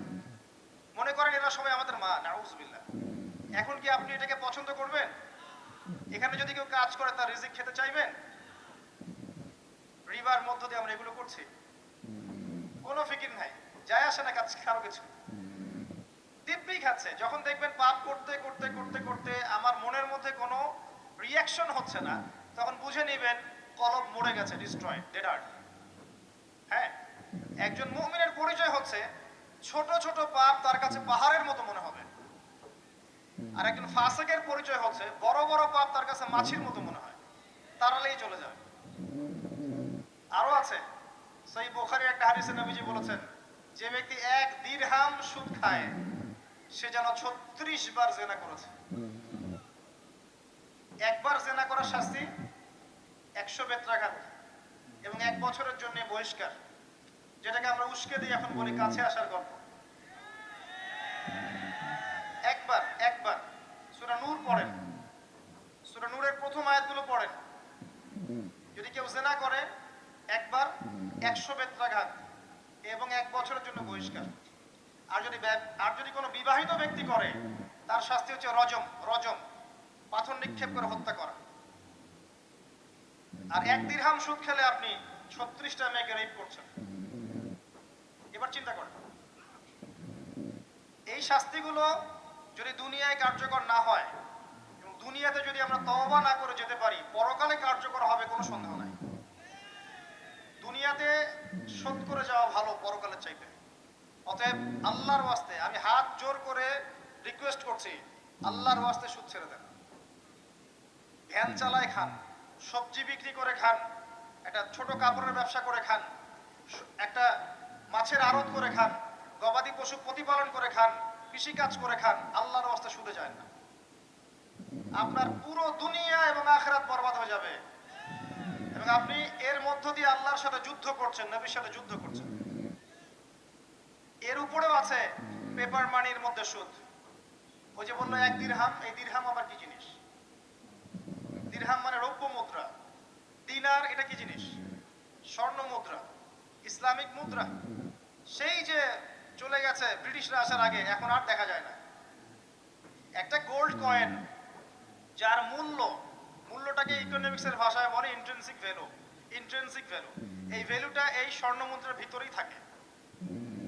একটা পেপার মানির ভ্যালু, ইন্ট্রিনসিক ভ্যালু এর ভিতরে থাকে না, এর বাইরে থাকে, যেটাকে আপনি নিয়ন্ত্রণ করতে পারবেন, কমাতে পারবেন, বাড়াতে পারবেন। আর এর সাথে যখন পেট্রো ডলার অ্যাড হয়েছে তখন তো মাশাআল্লাহ জুলুম আরো উপরে উঠে গেছে।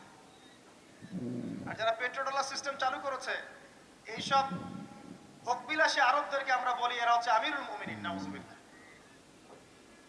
সুবহানাল্লাহ, কত অন্ধ হলে মানুষ এদেরকে আমিরুল মুমিনিন মনে করতে পারে, যারা মুসলিমদের প্রপার্টি সব আমেরিকার হাতে তুলে দিয়েছে, আর সেই প্রপার্টি দিয়ে এরা বম্বিং করে করে সারা বিশ্বের মধ্যে মুসলিম হত্যা করছে।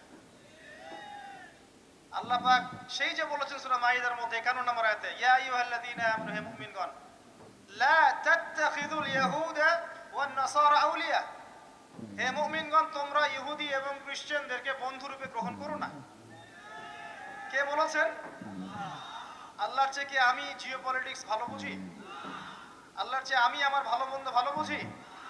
কাদেরকে? বা'দুহুম আউলিয়া ও বা'দ, যারা একে অপরের বন্ধু, যারা একে অপরের বন্ধু। ওয়া মান ইয়াতাওয়াল্লাহুম মিনকুম ফাইন্নাহু মিনহুম, তোমাদের মধ্যে কেউ যদি ওদের দিকে মুখ ফিরায় সে তাদের অন্তর্ভুক্ত, এই উম্মার কেউ না তারা।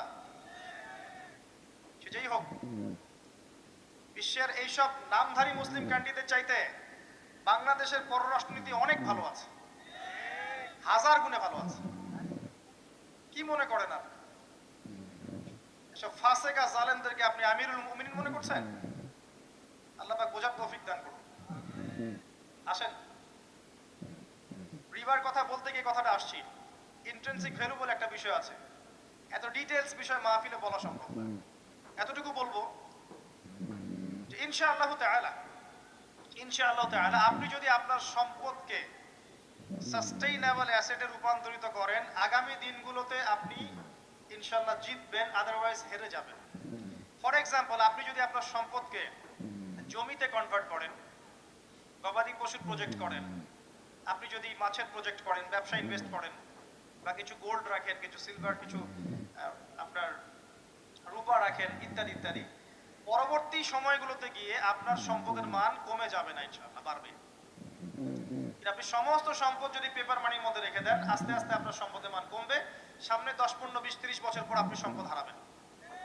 এর চেয়ে বেশি কিছু আমি বলতে পারবো না, বাকিটা আপনারা পড়াশোনা করে বুঝে নেবেন। যেটা বলতে চাচ্ছি, ইকোনমিক সেকশনে আমরা সবাই মোটামুটি হারামের সাথে সম্পৃক্ত। এর পাশাপাশি আছে আবার ঘুষ, আছে না? না দিলে চাকরি হয় না, সুবহানাল্লাহ। আবার অনেক আলেম ফতোয়া দিচ্ছে এখন, তুমি যদি যোগ্য হয়ে থাকো কিন্তু তোমাকে জব দিচ্ছে না, তাহলে তোমার জন্য ঘুষ দেওয়া জায়েজ। সুবহানাল্লাহ, কত ঘুরিয়ে ফিরিয়ে জায়েজ করছি আমরা, আল্লাহ ভালো জানেন। যে নিবে আর যে দিবে সমান অপরাধী দুইজন। একজন ব্যক্তি মাদক দ্রব্য সেবন করে, আরেকজন ব্যক্তি মাদক উৎপাদন করে, কেউ সেল করে, কেউ ডিস্ট্রিবিউট করে, সবাই অপরাধী না? এরপরে আবার আছে দেখবেন অন্যের সম্পদ আত্মসাৎ করা, দুর্নীতি করছি, অন্যের সম্পদ আত্মসাৎ করছি। অনেক সময় দিনের লেবাসেই, ধার্মিকতার লেবাসেই মানুষের সম্পদ লুটে পুটে খাচ্ছে। কত মাজার কাছে যায় দেখেন মানুষের সম্পদ কিভাবে লুটে খাচ্ছে, আল্লাহ ভালো জানে। ওখানে যত মোমবাতি জমা পড়ে, এগুলো বিক্রি করলে মনে একটা পদ্মা সেতু হবে, আল্লাহ ভালো জানে। বেশি বলে ফেলাইছে মনে হয়। যাই হোক, এমন অনেক জায়গা আছে, গরু ছাগল দিচ্ছে, মাশাআল্লাহ মানতের টাকা দিচ্ছে। এই যে কয়দিন আগে দেখলাম, একটা চ্যানেলেই দেখলাম, দান বাক্স খুলেছে, কোটি কোটি টাকা বের হচ্ছে এখন থেকে। জি, আমি মনে করতে পারছি না, বাট আমি দেখেছিলাম। তো না, ঠিক আছে, মসজিদে টাকা দিতে পারে মানুষ, সমস্যা নাই। আমি বলছি এমন জায়গা যেখানে আল্লাহর সাথে শিরক হচ্ছে। বিষয়টা হচ্ছে, আমরা ধর্মের লেবাসে অনেক সময় মানুষের সম্পদ লুটে পুটে খাচ্ছি না? অনেক মুসলিম আছে যারা বোনের সম্পত্তির অধিকার দেয় নাই, আল্লাহ রাস্তায় সময় দিয়ে আসে, চিল্লা দিয়ে আসে, বলছে যে আমার বোন তো আমাকে সম্পত্তি দান করে দিয়েছে, মাশাআল্লাহ। তার মানে কেমনে দান করছে ভাই? তখন আমি ওকে বলছি, তুই যদি আমাকে দিস তো সওয়াব হবে। তো দিয়ে দিয়েছে, মাশাআল্লাহ। তা বললাম যে আপনি মরার আগে ওটা তাকে সওয়াবের আশায় দিয়ে দিয়েন, এই অবস্থায় মরেন না। আমরা অনেক সময় ধর্মের লেবাসেও মানুষের সম্পদ আত্মসাৎ করি, কোনো সন্দেহ নাই। আল্লাহ পাক আমাদেরকেও হেফাজত করুন, আমিন। এক কথায় বলতে চাই প্রিয় ভাইয়েরা, পরিবারের মধ্যে হারাম রিজিককে ঢুকতে দিয়েন না। হারাম রিজিক ঢুকলে পরে আপনার ইবাদত কবুল হবে না। আপনি ছোটখাটো কিছু করেন, হালাল রিজিক খান, অল্পতে আল্লাহ পাক সন্তুষ্ট হয়ে যাবেন ইনশাআল্লাহ। আল্লাহ পাক তো বেশি কিছু চান না আমাদের কাছে। আল্লাহ পাক কি চান? আমরা তাকে ভালোবাসি, আমরা তার জন্য আমাদের ইবাদতগুলো ঢেলে দেই, তার সাথে শিরক না করি, তার নবীর সুন্নাহ মতো চলি, একটু হালাল খাই, একটু পর্দা করি, বাচ্চা কাচ্চাদেরকে ইসলামী আদর্শে বড় করি, পরিবারের আদর্শটা একটু ঠিক করি। এত বেশি কিছু কি আল্লাহ পাক চান আমাদের কাছে? আল্লাহ পাক কি আমাদের কলার ধরে জিজ্ঞাসা করবেন দুনিয়াতে ইসলামী খেলাফত কায়েম করে আসো নাই কেন? বলবেন? বলবেন না, এটা বলবেন না আল্লাহ পাক আমাদেরকে। কিন্তু যাকে আল্লাহ পাক ওই ক্ষমতা দিয়েছেন তাকে বলবেন, তোমাকে ক্ষমতা দিয়েছিলাম, তুমি কেন করো নাই? কথা বুঝতে পারছেন? সবার জন্য সবকিছু না, আমরা সাধারণ মানুষ, সাধারণ মানুষের জন্য সাধারণ কাজগুলো যথেষ্ট।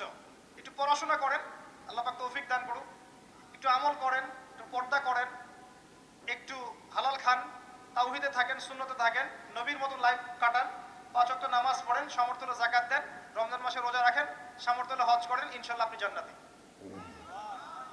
একটা হাদিস আমি পড়েছি ফয়জুল কালাম বইয়ের মধ্যে, মাদ্রাসায় পড়ানো হয়, ক্লাসিক্যাল একটা বই, সবাই কিনতে পারেন, ফয়জুল কালাম, অত্যন্ত চমৎকার হাদিসের একটা বই। এর মধ্যে একটা হাদিস আছে যেটা পড়ে শান্তি লাগে, মনে হয় যে না আশা আছে পরকালে বাঁচার। সেটা হচ্ছে নবী সাল্লাল্লাহু আলাইহি ওয়াসাল্লাম সাহাবীদেরকে বলছেন যে তোমরা সাহাবীরা এমন একটা যুগে বাস করছো যেই যুগে ইসলামের 10% কেউ যদি ছেড়ে দেয় সে ধ্বংস হয়ে যাবে। কথা বুঝতে পারছেন?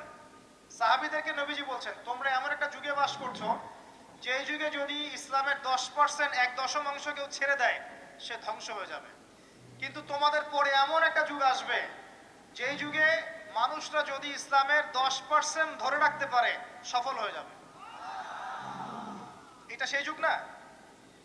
আপনার এই যুগে প্রতিটা সেক্টরেই ফিতনা। আপনার ধর্মে দেখবেন তাওহীদের মধ্যে শিরক, সুন্নতের মধ্যে বেদাত, আলেমদের মধ্যে বিভক্তি, কাদা ছোড়াছড়ি, গালাগালি, হিংসা বিদ্বেষ, পরশ্রী কাতরতা, কত কি দেখতে পাচ্ছেন। আপনি ধর্মের মধ্যে শিরক দেখছেন, বেদাত দেখছেন, অর্থনীতিতে হারাম দেখছেন, পরিবারের মধ্যে বস্তুবাদিতা দেখছেন, কি দেখছেন না? সমাজের মধ্যে জেনা দেখছেন, পর্নোগ্রাফি দেখছেন, ফ্রি মিক্সিং দেখছেন, ফ্যামিনিস্ট রেভলিউশন দেখছেন, নগ্নতা দেখছেন, কি দেখছেন না? অর্থনৈতিক জীবনে আপনি এগুলো দেখছেন, বৈশ্বিক জীবনে আপনি মারামারি, কাটাকাটি, রাহাজানি দেখছেন, হত্যা, রক্তপাত দেখছেন। কোন যুগে বসে আছেন আপনি? এই যুগে আপনি 10% আমল করেন, জান্নাতি হয়ে যাবেন ইনশাআল্লাহ। আল্লাহ পাক তৌফিক দান করুন, কবুল করুন। একটা বিষয় হচ্ছে আমল করা, একটা বিষয় হচ্ছে আকীদা পোষণ করা। আমি যদি আকীদা পোষণ করি যে ইসলামের মধ্যে, কোরআন এবং সুন্নাহর মধ্যে প্রতিটা বিষয়ের সমাধান আছে, এটা যদি আপনি বিশ্বাস করেন, এরপরে অল্প আমল করেন, কোনো সমস্যা নেই ইনশাআল্লাহ। কারণ আপনার আকীদা ঠিক আছে। আপনি আমল করতে পারেন নাই, কিন্তু আকীদা ঠিক ছিল। আপনি মেনে নিয়েছেন লা ইলাহা ইল্লাল্লাহ, কোনো ইলাহ নেই আল্লাহ ছাড়া, মুহাম্মাদুর রাসূলুল্লাহ, কোরআন হুজ্জাতুল্লাহ, কোরআন আল্লাহর হুজ্জা, সুন্নাহ তরিকাতুন নবী, এটা আল্লাহর নবীর তরিকা। এগুলোর মধ্যে সবকিছুর সমাধান আছে, এটা আপনি মেনে নিয়েছেন মন থেকে। এবার আমল করতে গিয়ে আপনি পারছেন না।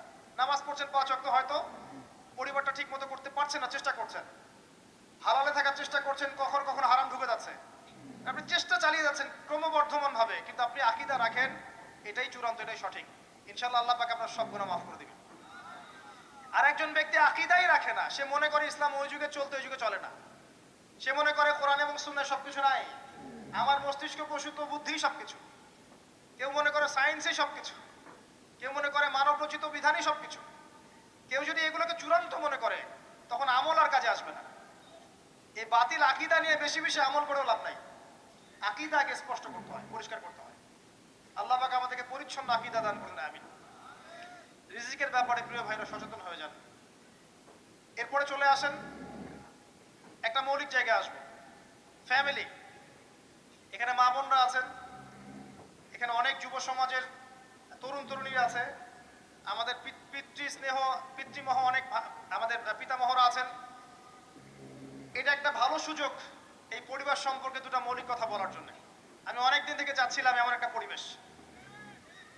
লিসেন ভাই, আল্লাহ পাক একটা আয়াতে বলেছেন, সূরা তাহরিম আয়াত নাম্বার 6, ইয়া আইয়ুহাল্লাযীনা আমানু, হে মুমিনগণ, কু আনফুসাকুম, নিজে জাহান্নামের আগুন থেকে বাঁচো, ওয়া আহলিকুম নারা, তোমার পরিবার বর্গকে বাঁচাও, আলাইহা মালাইকাতুন গিলাজুন শিদাদ, যেই জাহান্নামে কঠোর মনের ফেরেশতা আছেন, লা ইয়াসুনাল্লাহা মা আমারহুম ওয়া ইয়াফআলুনা মা ইউমারুন, আল্লাহ পাক তাদেরকে যে আদেশ করেন সে আদেশ পালনে তারা বিন্দু মাত্র ভ্রুক্ষেপ করে না, মানে বিন্দু মাত্র গাফেলতি করে না। আল্লাহ পাক ভয় দেখাচ্ছেন জাহান্নামে এমন ফেরেশতা আছেন, আল্লাহ যা আদেশ করবেন তাই করবে। এই জাহান্নাম থেকে নিজে বাঁচো, পরিবার বর্গকে বাঁচাও। নিজে বাঁচবো কিভাবে? আমি বলে দিয়েছি কিভাবে। আপনি জ্ঞান অর্জন করবেন, আমল করবেন, হালাল খাবেন, তাওহীদে থাকবেন, সুন্নতে থাকবেন, ইনশাআল্লাহ বেঁচে যাবেন। পরিবার বর্গকে বাঁচাবেন কিভাবে? আসেন শুরু করি, শুরু থেকে। শুরুটা হবে আপনার বিয়ে দিয়ে।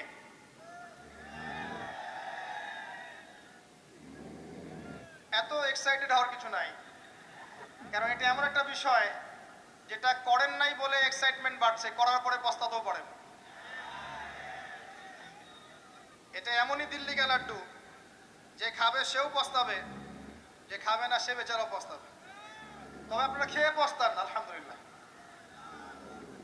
এমন ভাবে শুরু করেন না পরিবারটা যে আপনি একজন তরুণী, আপনি একজন তরুণ, বিয়ে করছেন, বিয়ের সময়ে দিনদারিতা বাদ দিয়ে অন্য কিছু দেখতে চান না।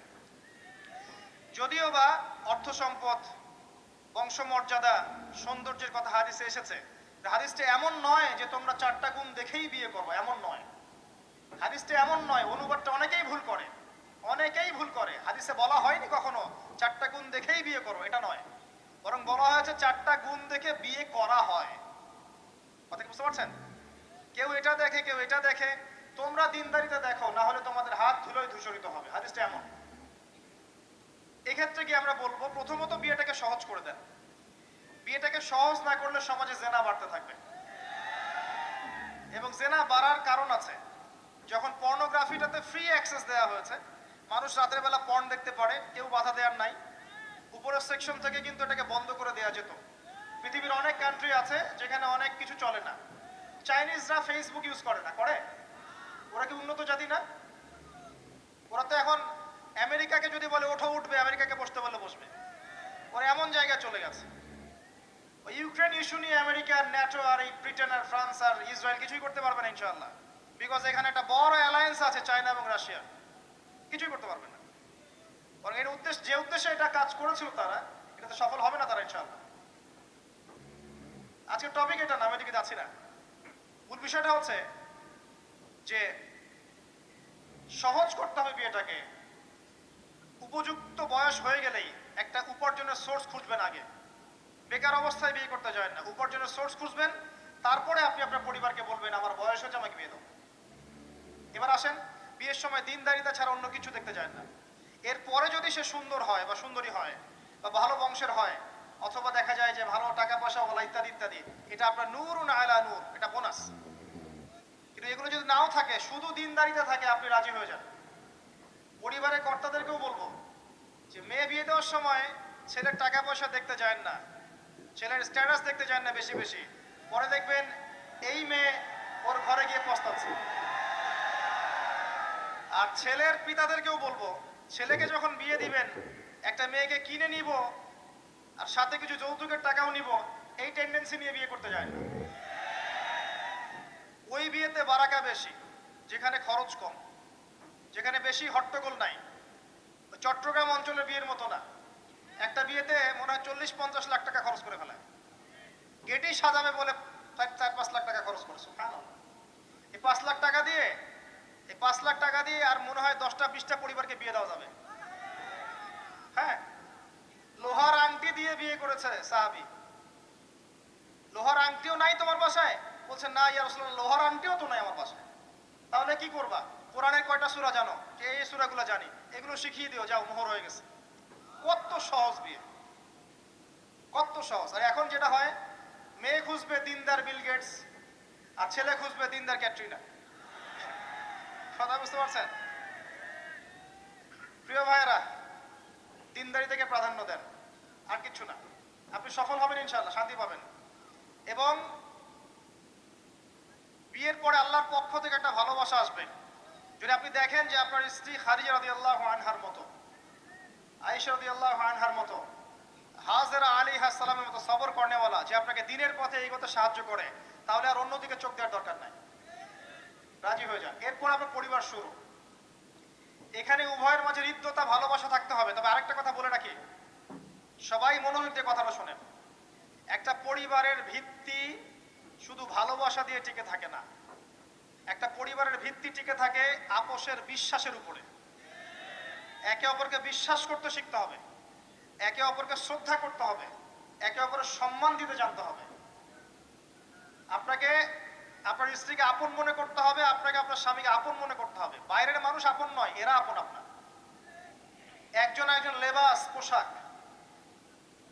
এরপরে আপনি মোহর শোধ করেন, আপনি সন্তান সন্ততি নেন, সন্তান সন্ততিদেরকে আল্লাহর এবং তার রাসূলের আদর্শে বড় করে তোলেন।